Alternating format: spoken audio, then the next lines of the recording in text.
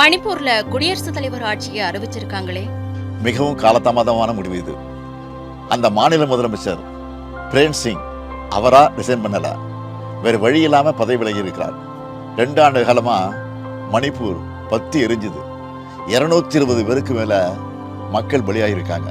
மாநிலத்தின் முதலமைச்சர் மேல நடவடிக்கை எடுக்காம ஒன்றிய பாஜக அரசு பத்திரமா பாதுகாத்து வச்சிருந்தாங்க. நடந்த வன்முறையோட பின்னணியில மாநில முதலமைச்சரே சம்பந்தப்பட்டிருக்காருன்னு இப்போ அவர் பேசின ஆடியோ வெளியாகி இருக்கு. அதை பத்தி விசாரிக்கணும்னு உச்சநீதிமன்றம் உத்தரவிட்டிருக்கு. கூட்டணி கட்சியும் பாஜக எம்எல்ஏக்களுமே அவருக்கு எதிராக திரும்பிட்டாங்க.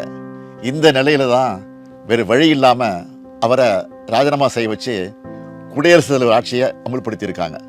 பாஜக ஆளுகிற மணிப்பூரா இருந்தாலும் உத்தரப்பிரதேசமா இருந்தாலும் இந்த அளவில் தான் சட்டம் ஒழுங்கு நிலைமை இருக்கு. இந்த லட்சணத்துல இவங்க அடுத்த மாநிலத்தை பத்தி கூச்சம் இல்லாம பேசுறாங்க. நம்மளை பொறுத்த வரைக்கும் மணிப்பூர்ல விரைவில் அமைதி திரும்பணும். மக்களை காக்கிற, மக்கள் விரும்புகிற மக்களாட்சி அமையணும்.